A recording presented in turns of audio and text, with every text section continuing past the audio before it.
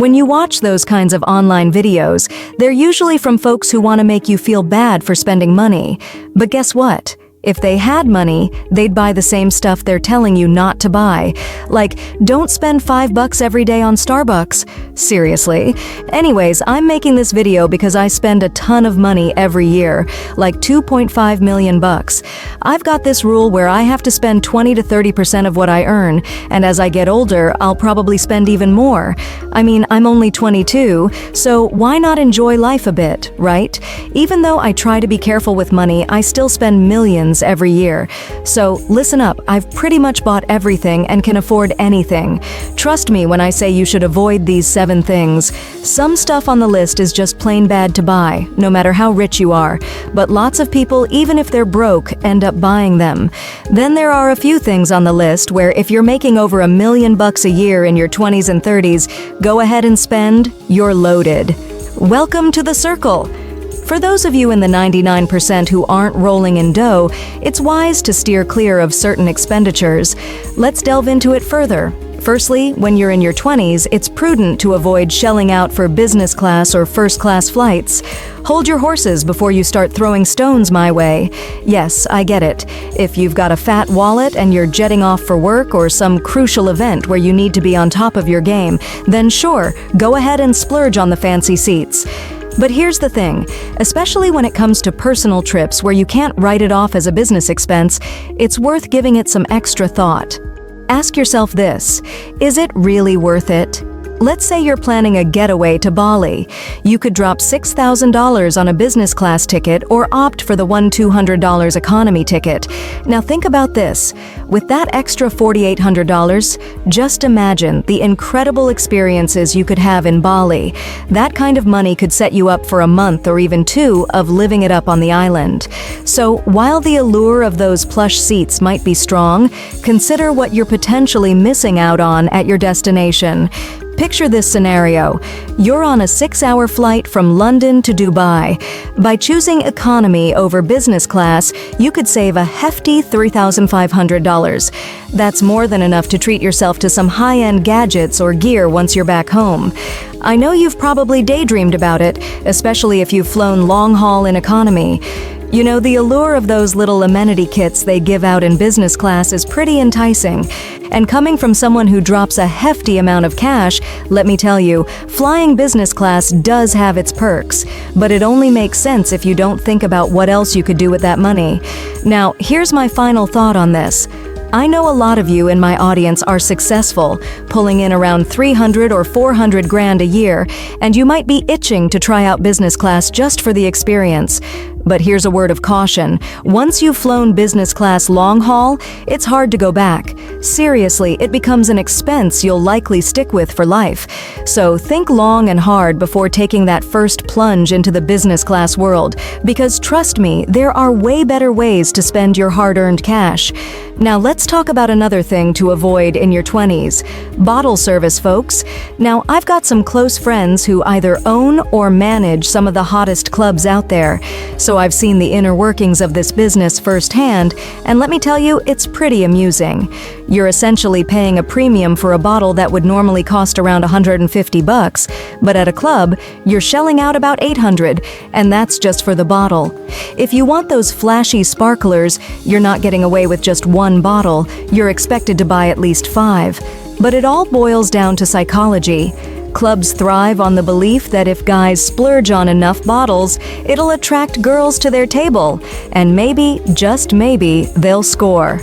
About 98% of guys who splurge on bottle service at the club do it with one intention in mind, and let me tell you, it's not a smart move. What usually happens is, yeah, sure, you might attract some attention from girls for a minute or 2, but they'll just come, chat for a bit, grab a few drinks, and then head back to the guy they're actually interested in. So, sure, once in a blue moon, you might end up with someone who's had a bit too much to drink, but is that really something to brag about? Now, don't get me wrong, I'm not saying don't hit up the clubs altogether. I mean, I go maybe 7 or 8 times a year myself, but here's the thing. I'm not there to pick up women. In fact, I make it clear to my security, Keep everyone, regardless of gender, away from our table. I usually roll in with a bunch of my female friends and some guy pals, and we're just there to let loose, have a good time, and be a bit silly. But I go in with the full understanding that it's a total waste of money. It's kind of like hitting the casinos. You know you're tossing cash away, but it's part of the experience. Casinos only become a problem when you start thinking you'll hit the jackpot. Clubs are the same way. If you're going in to buy bottles and have fun with your buddies, great, that's cool if that's your thing. But going in with the sole purpose of impressing girls with bottle service, that's just plain dumb. You're throwing away a ton of cash, and it's not even an effective strategy. Folks, let me tell you, I've lost count of the number of times I've heard stories of guys heading home in an Uber, feet sticky with cranberry juice, a whopping $6,000 charge on their Amex, and ordering a late-night shawarma on Uber Eats, thinking, what on earth did I just do? And yet, they find themselves doing it all over again the next month because they believe it's a surefire way to find a hookup for the night. So, like I said, steer clear of nightclubs unless you're just there to goof off with your pals, you've got the cash to blow, and you're being sensible about it. Now let's talk about another thing to avoid, splurging on a super expensive TV. Now this is a bad move for a couple of reasons. First off, you know how it goes. Every couple of years there's a new curved LED 40-inch popcorn-making, whatever the latest tech is TV that hits the market.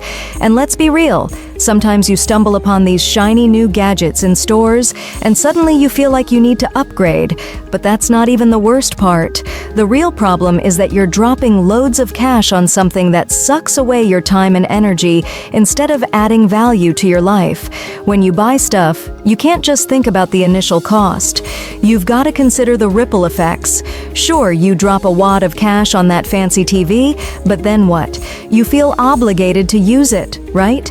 You've got this flashy piece of tech staring you in the face, making it way too easy to get sucked into endless Netflix or YouTube binges. Let's be honest here, most of the time, people aren't getting anything meaningful out of binge watching. They're just killing time. So whenever I step into a villa rental or even my serviced apartment in this hotel, the first thing I do is unplug all the TVs. It might sound petty, but even that little red dot annoys me, so I just switch them all off. Look, when I'm in my 50s or 60s, and I've had my fill of experiences, then maybe I'll kick back and watch some movies. But for now, there's a whole world out there waiting to be explored, and you should be out there capturing it too. Now, on to something you should never, and I mean never, spend your money on, no matter how much you make. OnlyFans. I mean, where do I even start with this? First off, it's pretty ironic how some guys will refuse to drop $20 on a Skillshare subscription because they think it's a scam, yet they'll happily shell out that same amount for some girls' OnlyFans. But here's the kicker. Subscribing to OnlyFans just reaffirms to the person that they lack abundance in their life when it comes to women, so they resort to literally paying for access to someone's body. I've had some acquaintances spill the beans on how the industry works. These OnlyFans agencies are often run by guys, not the girls you think you're chatting with. So when you're flirting with a girl on OnlyFans, chances are you're actually chatting with a dude behind the scenes. You're essentially funding someone's lifestyle and getting nothing in return. It's just plain dumb. So no matter what your financial situation is, in a world where this kind of thing is unfortunately becoming more common, just don't waste your money on OnlyFans. Another thing to steer clear of in your 20s is jewelry. Let me break it down for you. The moment you buy it, its value drops by a whopping 40 to 80%. So unless you're treating your mom, your girlfriend, or maybe your wife, it's best to avoid splurging on jewelry for yourself. You're basically throwing away a significant chunk of its value right then and there. Now, let's talk watches. I've mentioned this before, but watches can be a great investment. When I get my hands on a watch like the Patek Philippe Celestial I recently acquired, worth around $300,000, it's not a decision I need to mull over. It's a hobby that I enjoy, and often it's a way to park my money and even make some profit down the line. For example, this particular watch is now valued at nearly $500,000. With purchases like these, I'm not just spending money, I'm enjoying my hobby while keeping my investment secure. On the other hand, dropping 10 grand on a piece of jewelry, I have to ask myself, is it really necessary? Remember, it's not about how much you spend, it's about how much you stand to lose. With watches, certain cars, and collectible items, if you know your investment is secure, you're not losing money, you're simply parking it. But with jewelry, it's a different story. You're essentially throwing money down the drain. I've seen many folks in their 20s, especially those influenced by rappers and the desire for flashy chains and custom pieces, fall into this trap. But trust me, it's best to avoid it. Personally, I have some cool pieces, totaling around $50,000 from brands like Van Cleef and Cartier, but on most days, I stick to just wearing a watch or maybe a simple accessory. With the rise in watch thefts especially, less is definitely more these days. The next thing to avoid, and it truly saddens me to see people fall into this trap, are any kind of crypto or gambling signal groups. Here's the issue. In life, people tend to only focus on the potential gains when it comes to opportunities or investments, without considering the potential losses.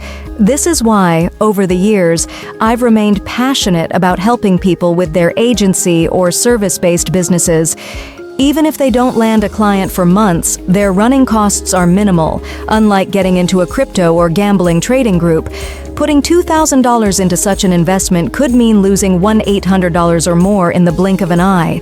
So I'd strongly advise steering clear of these kinds of groups. Now, let's talk about private crypto information subscriptions. I subscribe to one myself, but the key difference is that they don't provide signals. Instead, they offer macro perspectives, using risk levels and market conditions to guide their discussions. However, the danger lies in becoming reliant on copying someone else's trades.